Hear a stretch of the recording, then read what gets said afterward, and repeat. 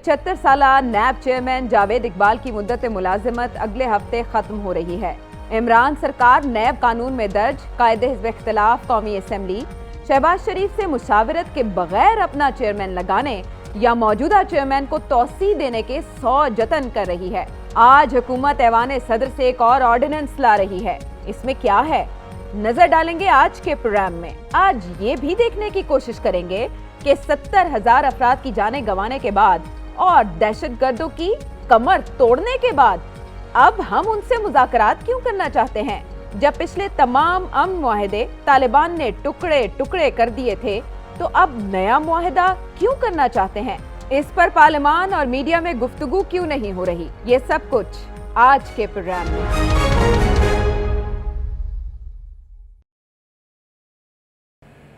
अस्सलामुअलैकुम, नजम सेठी शो में खुश आमदेद। मैं हूँ सैयद आयशा नाज, मेरे साथ मौजूद है नजम सेठी साहब। जी अस्सलाम वालेकुम। बहुत हलचल है इस्लामाबाद में और इसकी वजह यह है सेठी साहब, पिंडी में नहीं, पिंडी इस्लामाबाद कर लें, चले दोनों कर लें। अच्छा, आप थोड़ी शरारत कर रहे हैं। आज कोर कमांडर्स की मीटिंग थी ना, अच्छा, इसलिए मैंने कहा कि पिंडी में भी हलचल है और इस्लामाबाद में भी है। सेठी साहब, आप भी तो मेरा ख्याल है आप प्रायोरिटी दे रहे हैं। नहीं, मैं सिर्फ इशारा कर रहा हूँ हाँ। कि पिंडी की हलचल के ऊपर आज तबसरा नहीं करना। अच्छा। और इस्लामाबाद की हलचल के ऊपर थोड़ी सी बात कर लेते हैं। हाँ, और हलचल कुछ इस तरह से है कि मरियम नवाज साहिबा इस्लामाबाद हाई कोर्ट पहुंची हैं और एवन फील्ड केस में जो फैसला आया था उस पर उन्होंने कुछ तहफ़्फ़ुज़ात का इज़हार किया अपनी एप्लीकेशन में। उस पर एतराज़ात उठाए गए हैं, लेकिन कल वो अपील जो है वो सुनी जाएगी मरियम नवाज साहिबा की।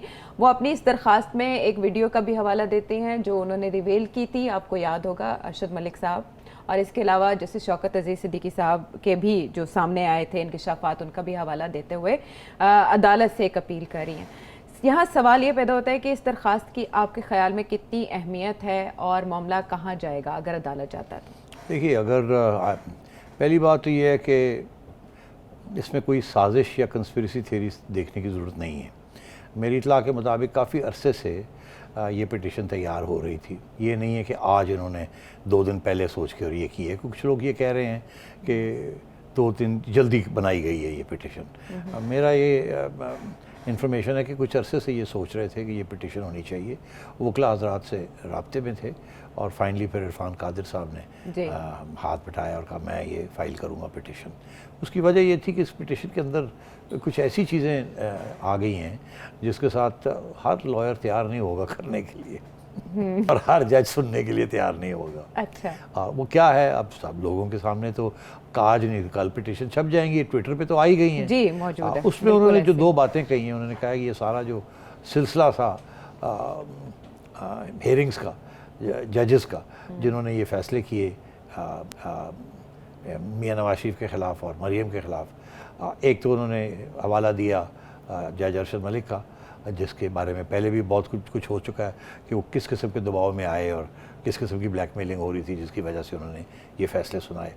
वो तो मामला भी चल ही रहा है। मगर अब जावेद क्या नाम था इनका, जज साहब, ये तो अल्लाह को प्यारे हो गए, अरशद मलिक साहब, मरहूम, अल्लाह उनकी मग़फ़िरत करे। मगर अब जो नई चीज़ इसमें ऐड की है उन्होंने, वो भी कुछ अरसे से, काफ़ी अरसे से एक्चुअली चल रही है, मगर पिटिशन में कभी नहीं है। उसका हवाला भी दे दिया है कि जी कि एक हाई कोर्ट के जज ने एक खड़े होके एक आम पब्लिक के अंदर एक बात कही थी और उसके ऊपर किसी ने तवज्जो नहीं दी। वो एक जज थे और उसके ऊपर उनको निकाल दिया गया वहाँ से। ये कभी प्रूव नहीं हुआ कि जो वो कह रहे थे वो सही था या गलत था। तो इसलिए ये जो जिक्र करना है इस पिटिशन के अंदर एक DGISI का, कि DGISI ने इंसाफ के तकाजे जो हैं उसको उलटने की कोशिश की या साबोटाज करने की कोशिश की, ये बहुत बड़ी बात है कि एक अदालत के अंदर, एक पिटिशन के अंदर बाय नेम ये बात आ जानी।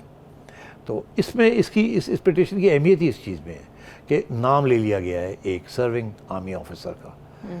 और अब ये कहा गया है कि क्योंकि एक एक्स जज ने इनकी बात की है और जब उन्होंने ये बात कही थी तो उस वक्त वो जज थे, तो इस वक्त इसलिए उनकी बात में वज़न होना चाहिए और उनकी टेस्टमनी लेनी चाहिए कि क्या बात हुई, जिसकी वजह से ये प्रूव करना चाह रही है मरियम और उनके वकील कि ये जो सारा प्रोसेस था जुडिशल अकाउंटेबिलिटी का, ये फ्लॉड था, ये गलत था, ये झूठ था, ये अंडर प्रेशर आया था और इसलिए ये जो सारी कन्विक्शंस हैं इनको ओवरटर्न करना चाहिए। ये पिटिशन है। अब उनके मुताबिक मेरा नहीं ख्याल ये ज़्यादा दूर जाएगी। मेरा नहीं ख्याल ये ज़्यादा दूर जाएगी। कहाँ तक जाएगी और क्यों दूर नहीं जाएगी? अच्छा, अब कहाँ तक जाएगी और क्यों नहीं दूर जाएगी? देखिए, मैंने अभी आपसे कहा कितने जज हैं जो ये पिटिशन सुन के और पिटिशनर के हक में ये फैसला करेंगे। फैजाबाद धरना केस का भी तो फैसला आपके सामने है ना? हाँ, मगर वो जज के साथ क्या हुआ आपको पता ही है जी, और वहाँ भी कुछ सिमिलर किस्म की ऑब्जर्वेशन सामने आई। बिल्कुल आई। तो आशा इसीलिए वो जज साहब को कितनी तकलीफ़ उठानी पड़ी, और अभी भी एक जैसे कहते हैं ना, एक साए के नीचे है वो। हालांकि वो कल को सुप्रीम कोर्ट के चीफ जस्टिस भी बन सकते हैं और बनने जा रहे हैं, मगर पूरी कोशिश की गई कि उनको फ़ारग किया जाए, मगर कामयाब नहीं हुए। तो यहाँ भी सिचुएशन ये भी है, इस्लामाबाद हाई कोर्ट में यही है कि इतनी आसानी के साथ ये पिटिशन जो है ये सिंपैथेटिकली सुनी नहीं जाएगी, मेरा ख्याल है। अब इसीलिए मैंने अभी ट्वीट की है मैंने ये कहा कि ये बड़ी बहादुर पिटिशन है और ये चैलेंज करेगी और टेस्ट करेगी कि हमारी जुडिशरी कितनी आज़ाद है या कितनी दबाव के अंदर प्रेशर में आ जाती है। तो ये मेरा मौक़िफ़ बिल्कुल सिंपल सा ये है कि पिटिशन जो है बड़ी दिलेरी के साथ पेश की गई है। इसमें एक दफ़ा फिर नवाज शरीफ का और मरीम का बयानिया उसको सामने लाया गया है। तो मैं समझता हूँ कि कल यही इसी किस्म की चीज़ अगर नवाज शरीफ साहब वापस आ जाते हैं या किसी स्टेज पे नवाज शरीफ साहब भी अपनी कन्विक्शन के ख़िलाफ़ सेम पिटिशन, इसी किस्म की पिटिशन, यही आर्ग्यूमेंट्स लेके वो भी फाइल कर सकते हैं। और अगर ये पिटिशन रिजेक्ट हो जाती है, जिसके चांसेस ज़्यादा हैं, because I have said it is a test case of the independence of judiciary. लेकिन किस बुनियाद पे रिजेक्ट होगी ना? हाँ, तो वो किस बुनियाद पे रिजेक्ट होगी? वो यही होगी कि जो आप कह रहे हैं, जिनको आप टेस्टिमनी के लिए बुलाना चाह रहे हैं, ये वो स्टेज नहीं है। ये स्टेज पिछली स्टेज थी। हाई कोर्ट के अंदर एविडेंस को फिर से नहीं देखा जाता। इट्स बहुत से कानूनी किस्म की चीज़ें निकाल लेंगे। अच्छा। और तो मैं ये समझता हूँ कि जिन लोगों ने ये पिटिशन फाइल की है उन्हें भी इस बात का एहसास है कि उन्हें उस किस्म का इंसाफ जो ये चाहते हैं वो नहीं मिलेगा यहाँ हाई कोर्ट में। अच्छा। मगर ये इसका जो प्रोपेगेंडा है ना, इम्पैक्ट है ना, वो बहुत बड़ा है, इसमें कोई शक ही नहीं है कि जितना वो नवाज शरीफ का बयानिया का इम्पैक्ट, अब ये उसको डबल किया जा रहा है, उसको इजाफा आ रहा है उसके अंदर। ये टाइमिंग बड़ी अहम है, बिकॉज देखिए ना, अब या तो इसको एक्सेप्ट ही ना करे हाई कोर्ट रजिस्ट्रार ही रिजेक्ट कर दे। अभी एतराज़ात लगाए तो हैं, लेकिन रिजेक्ट नहीं की। अब मगर वो कल अब सुनी जाएगी, तो उसमें क्या होता है क्या नहीं होता। अगर ये बात चलती है वहाँ कि अच्छा जी सुनते हैं और सुन के फिर इसके ऊपर फैसला करते हैं, तो कितने मौके मिलेंगे ऑपोजिशन को कि वो अपना बयानिया को दोहराने के लिए। चलें, वो इससे पहले भी एक केस की मिसाल हमने बात उससे डिस्कस तो कर ली। हुकूमत और अपोजिशन की जहाँ बात आती है तो एक और मामला जिस पर सुई अटकी है अपनी अपनी जगह पर हुकूमत और अपोजिशन की, वो है चेयरमैन नैब की तैनाती, जिस पर मुशावरत इसलिए नहीं हो सकी कि अपोजिशन लीडर पर एतराज़ था। अच्छा, बड़ी आज अचंभे की बात यूँ हुई कि फवाद चौधरी साहब कैबिनेट मीटिंग के बाद आए और प्रेस कॉन्फ्रेंस में उन्होंने बताया कि जब तक शहबाज शरीफ साहब है ना अपोजिशन लीडर, तब तक मुशावरत नहीं होगी।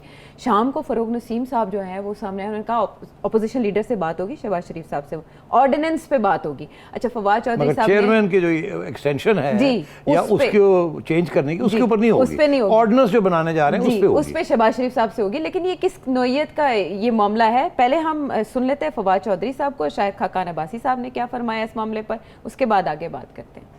चेयरमैन नैब के मुतालिक जो ऑर्डिनेंस है वो आज काबीना में बहस में नहीं आया, लेकिन वो मुकम्मल हो गया है। हम शहबाज शरीफ साहब से कंसल्टेशन नहीं करेंगे अगले चेयरमैन की तैनाती के लिए। जुर्म तो ये है कि कानून कहता है कि एक आदमी चेयरमैन नैब की जो टर्म है वो एक्सटेंड नहीं हो सकती। आज 3 दिन रह गए, मुशावरत का अमल शुरू नहीं हुआ। कानून कहता है मुशावरत का अमल हो, सुप्रीम कोर्ट के फैसले है। आज इस मुल्क का वज़ीर आज़म मुशावरत करने से इनकार कर रहा है। आज इस मुल्क के वज़रा ऑर्डिनेंस बना रहे हैं कि चेयरमैन नैब की तोसीह दी जाए। इस मुल्क का सदर तैयार बैठा है कलम लेकर कि उस ऑर्डिनेंस पर साइन करेगा। ये आज इस मुल्क की हकीकत है। अच्छा, जो तजावीज़ सामने आई अमेंडमेंट की, उसमें नाकाबिले तौसीह के लफ्ज़ को ही रिमूव करने लगे हैं और शहबाज शरीफ साहब से उस पर मुशावरत होगी। फवाद चौधरी साहब कह रहे हैं मुशावरत नहीं होगी, फ़रोग नसीम साहब कह रहे हैं मुशावरत होगी। कहाँ होगी, कहाँ नहीं होगी? देखिए, अब मेरा ख्याल है तीनों शख्स सही कह रहे हैं। अब मैं एक्सप्लेन करता हूँ कैसे। फवाद चौधरी साहब कहते हैं कि मुशावरत हम नहीं करेंगे।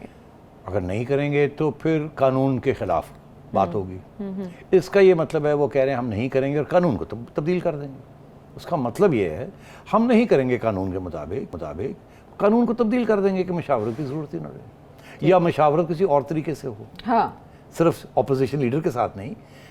तो मैं अभी आता हूँ उधर, तो उस हद तक तो फवाद चौधरी सब सही कह रहे हैं कि हम नहीं मशावरत करेंगे। अब्बासी साहब भी सही कह रहे हैं कि कानून के मुताबिक मशावरत करनी है, मगर वो तो कह रहे हैं कि हम कानून ही बदल देंगे तो फिर मशावरत की क्या ज़रूरत है। तो वो कह तो सही रहे हैं कि कानून के मुताबिक मशावरत करनी है, मगर अगर कानून ही तब्दील हो जाता है तो फिर मशावरत की ज़रूरत नहीं है, या किसी और किस्म की तरीके की मशावरत है। अब आइए फ़ारूक नसीम साहब। फ़ारूक नसीम साहब जैसे कहते हैं ना कि गुगली करा रहे हैं, वो सब पहले तो एक बाउंसर आया फिर दूसरा बाउंसर आया, मगर अब गुगली आ गई है।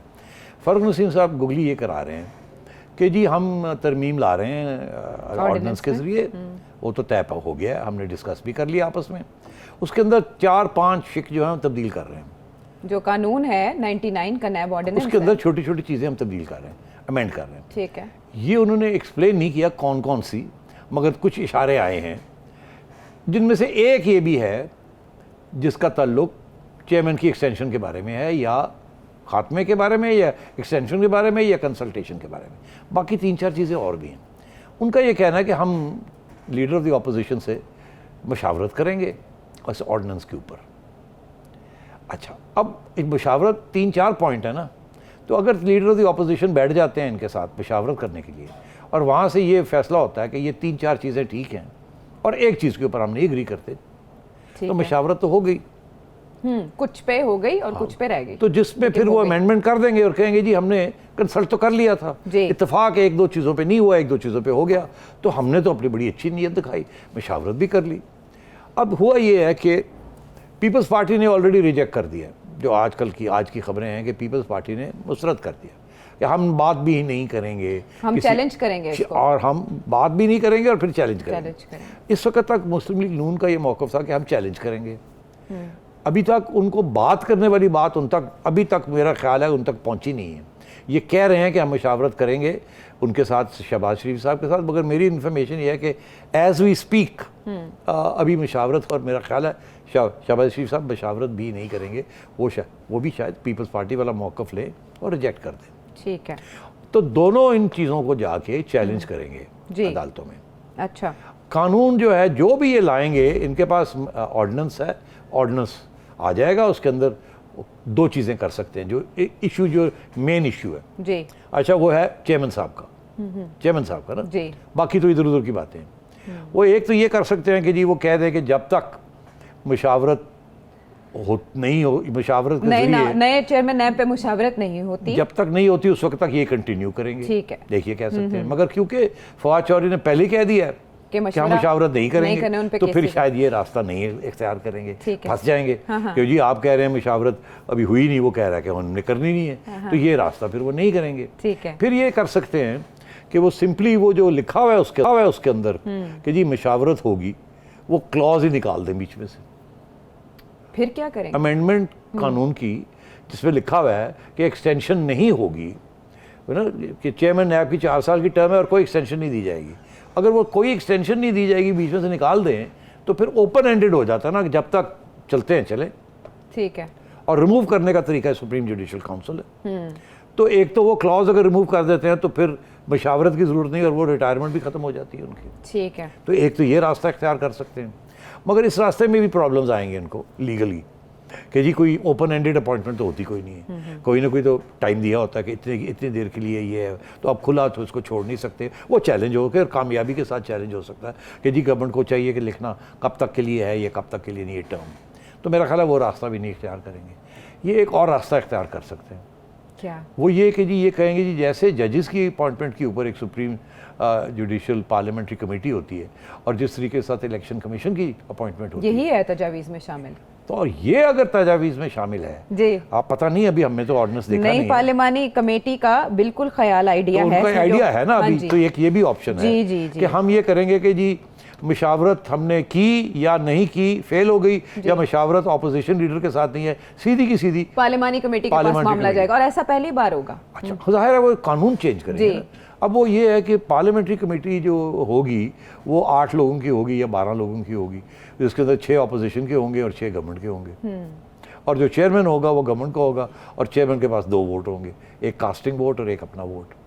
और फिर तीसरी बात यह है कि अगर डेडलॉक हो जाता है 6-6 तो फिर चेयरमैन का कास्टिंग वोट बन जाता है, तो जो चेयरमैन फैसला करे वहाँ तो 100% गारंटी है कि ये अपना चेयरमैन की मंजूरी ले लेंगे पार्लियामेंट्री कमेटी से। ठीक है, तो ये रास्ता अब शायद इख्तियार किया जाए, तो इनके पास ये ऑप्शंस हैं। अब मुझे एग्जैक्टली पता नहीं है इस वक्त ऑर्डिनेंस में इन्होंने क्या लिखा है, मगर ये इनके ऑप्शंस हैं और ये किसी वक्त तब्दील भी कर सकते हैं रातों रात, इसको ऐसे कर दें, इसको ऐसे कर दें, कोई और चलाकियाँ शकियाँ नहीं इसमें कर लें। मगर जो भी ये करेंगे उसके अब 2 सोल्यूशंस हैं। एक तो ऑर्डिनेंस आ जाएगा, ऑर्डिनेंस जो है वो 8 महीने के लिए 4 महीने के लिए वैलिड होता है, फिर उसके बाद वो एक्सपायर हो जाता है, नेशनल असेंबली में जाके उसकी मंजूरी लेनी पड़ती है कि 4 महीने और इसको एक्सटेंड कर दिया। 4 महीने की मुद्दत है, 4 महीने, फिर एक्सटेंशन के लिए ऑर्डिनेंस की एक्सटेंशन के लिए आपको पार्लियामेंट से, नेशनल असेंबली से इजाज़त लेनी पड़ती है। अगर वो इजाज़त ना मिले तो वो एक्सपायर हो जाता है, अगर मिल जाए तो 4 महीने और मिल जाते हैं। उसके बाद एक्सटेंशन फिर पार्लियामेंट भी नहीं कर सकती, उसके बाद कानून लाना पड़ता है। कानून के लिए फिर सिंपल मेजॉरिटी के लिए इसी ऑर्डिनेंस को ट्रांसफॉर्म करना पड़ता है, उसमें फिर लेन देन बड़ी होती है, शोर शराबे होते हैं, ये होता है वो होता है, कमेटी में जाना पड़ता है, भी होता है। और फिर ये भी कि वो जो है वो जो कानून होता है वो उसको सेनेट में जाना पड़ता है अप्रूवल के लिए।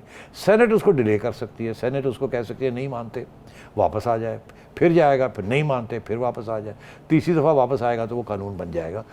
डिले कर सकती है, ख़त्म नहीं कर सकती। मगर एक और तरीका है, क्या ऑर्डिनेंस की तरीके पे तरीका आ रहा है? हाँ, ऑर्डिनेंस की छुट्टी कराने का तरीका ये है कि अगर सेनेट के अंदर ये ऑर्डिनेंस आता है और सेनेट के अंदर पीपल्स पार्टी और नून लीग और जो बाकी मिल के मेजोरिटी अगर उनके पास है तो इसको रिजेक्ट कर दें। ऑपोजिशन जो है वो सेनेट में से एक रेजोल्यूशन पास करके विद मेजोरिटी कि वी रिजेक्ट दिस, तो वो जब ऑर्डिनेंस रिजेक्ट हो गया तो वो फारग हो गया, फिर इनको कानून ही लाना पड़ेगा, कानून के लिए फिर बहुत सी भागदौड़ करनी पड़ेगी। तो ये सिचुएशन ठीक है, लेकिन कल का दिन इस लिहाज से अहम है कि ऑर्डिनेंस हमारे सामने आ जाएगा और हमें मालूम हो जाएगा कि क्या क्या अमेंडमेंट्स जो हैं वो इसमें तजवीज़ की गई हैं। हम ब्रेक के बाद वापस आएंगे, बहुत अहम सवाल सेठी साहब के सामने रखेंगे।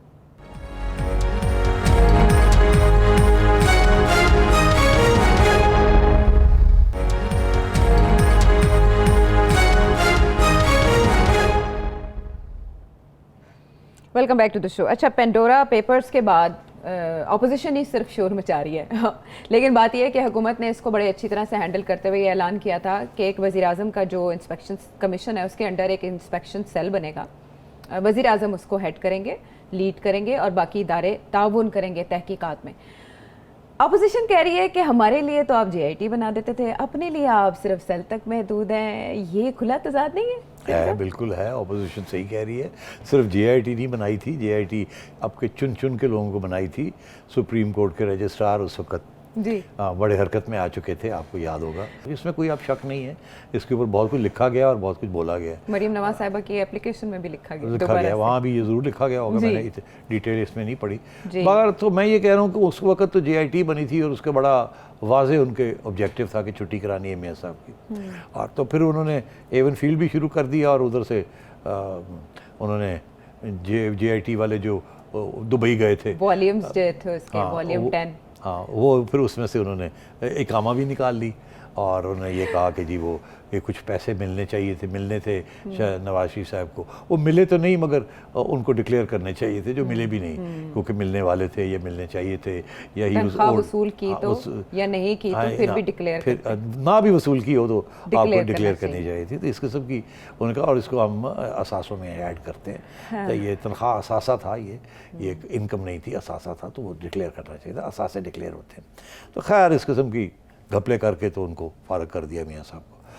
उसके बाद फिर उन्होंने कहा कि कन्विक्शन भी कर दी जाए, क्योंकि ये कोई मज़े की बात नहीं है कि तो फिर एवन फील्ड के अंदर जज ये जो केस मरियम ने पुट अप किया है, 11 साल नवाज शरीफ साहब को एवन फील्ड में सजा सुना दी गई। अच्छा, अब वहाँ भी कोई करप्शन प्रूव नहीं की, उन्होंने कहा कि लगता ऐसे है कि करप्शन हुई है इसलिए हमने छुट्टी कर दी। हाँ, तो और एक में तो इक्विट कर दिया था, आपको पता वो स्टील मिल वाला अल-अज़ीज़िया। हाँ, अल-अज़ीज़िया। तो इस किस्म की सूरत हाल है। अब प्राइम मिनिस्टर साहब ख़ुद इस सेल को करेंगे।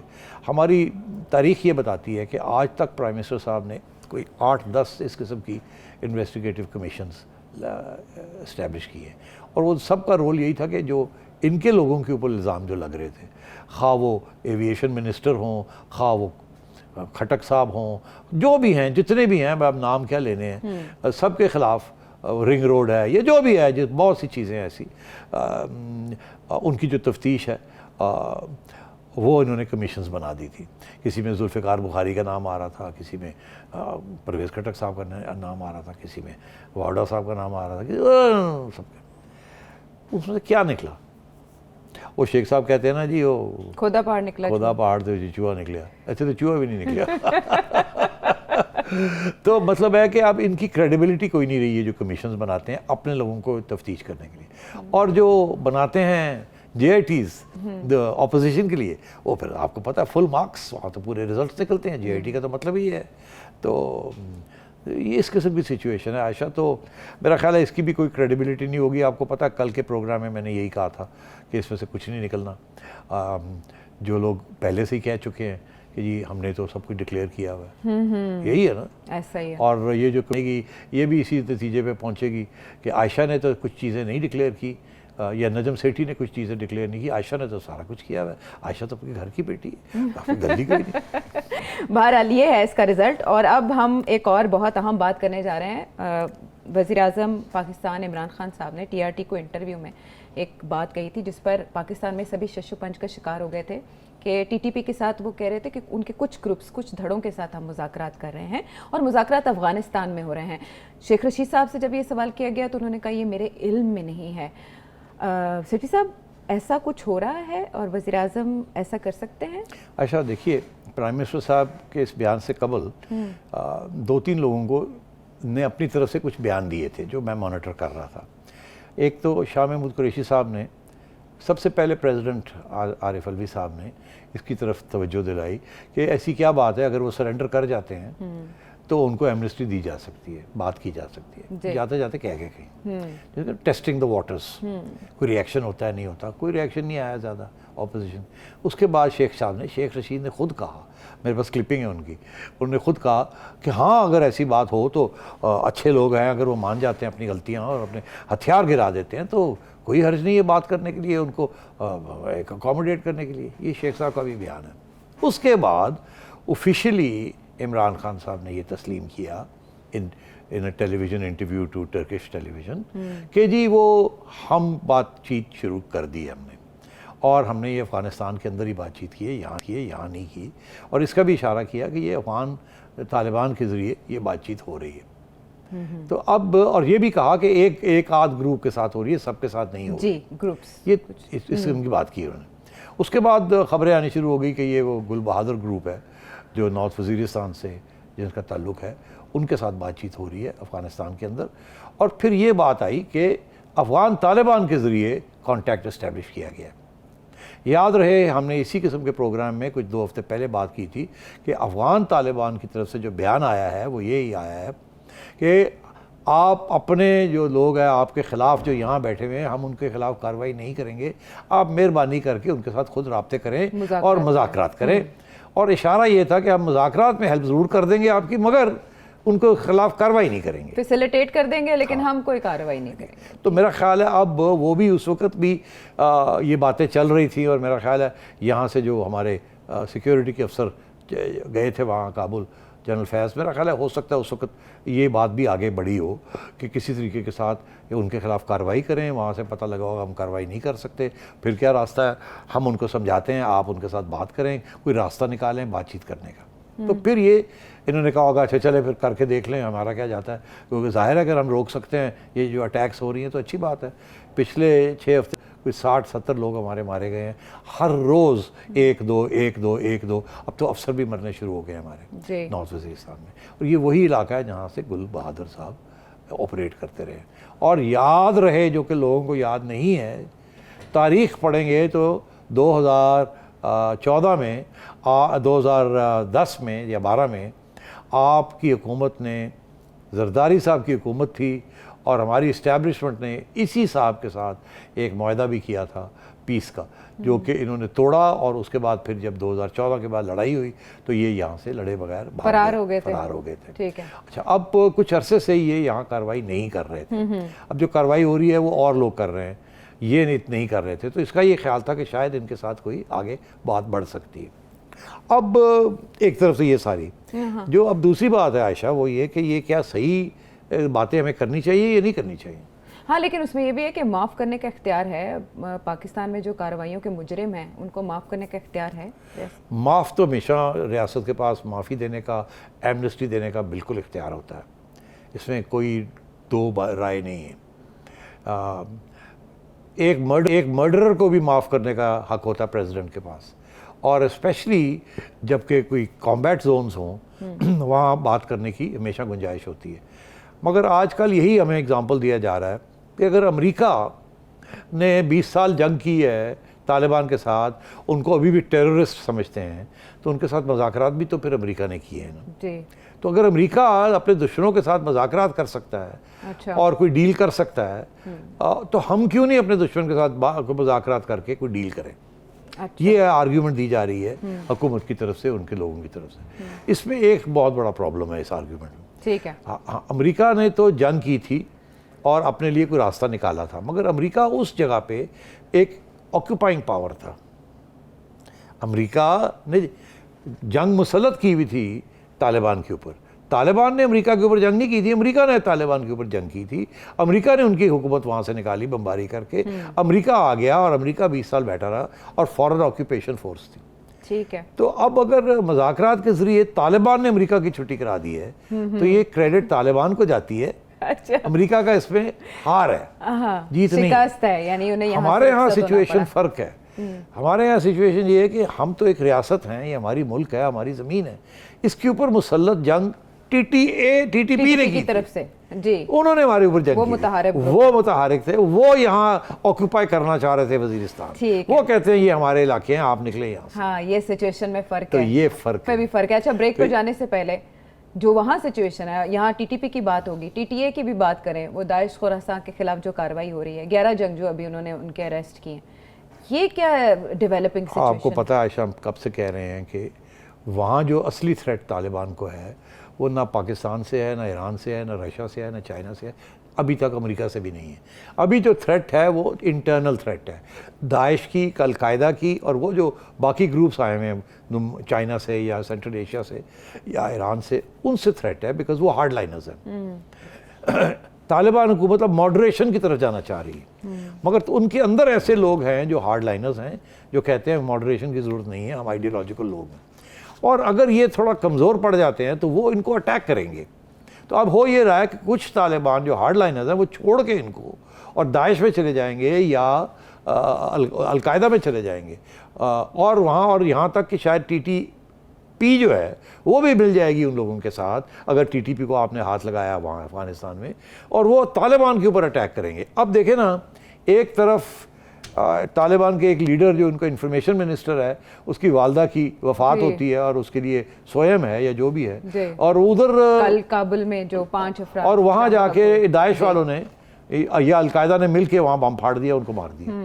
तो आप सोचिए कि इस लेवल तक काबुल के अंदर, एक वक्त था कि काबुल के अंदर जो अटैक्स होती थी तालिबान करते थे अगेंस्ट द गनी गवर्नमेंट, अब तालिबान के खिलाफ अफगानिस्तान के काबुल शहर के अंदर उनके खिलाफ ये हो रहा है, और वो लोग कर रहे हैं, ना अमेरिका कर रहा है ना कोई और कर रहा है, इनके अपने लोग जो हैं, जो हार्ड लाइनर्स हैं, वो कर रहे हैं नए नए चैलेंज। तो ये वहाँ एक नई डेवलपमेंट है जो आगे जाके बढ़ेगी, कम नहीं होगी। लेकिन आपने इस खतरे से पहले आगाह कर दिया था सेठी साहब कि ये हैं तालिबान के लिए नए चैलेंजेस, इससे वो किस तरह निपटते हैं, ये एक बहुत बड़ा सवाल है। ब्रेक के बाद हम वापस आएंगे।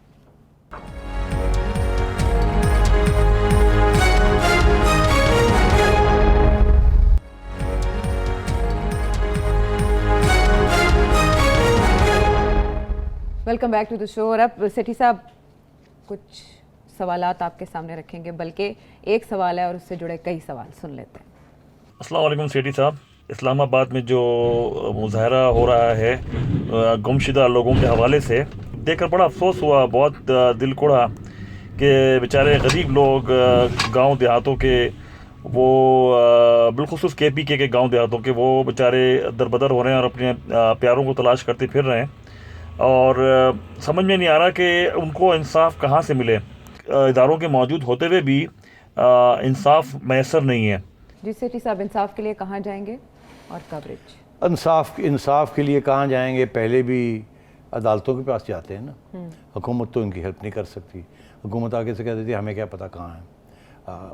अच्छा, अब मैं आपको बताऊँ ये मसला है कि आप मुख्तसर, और इसीलिए इनको इंसाफ नहीं मिलता और ना मिलेगा। देखिए, बलूचिस्तान के अंदर एक वॉर जोन है।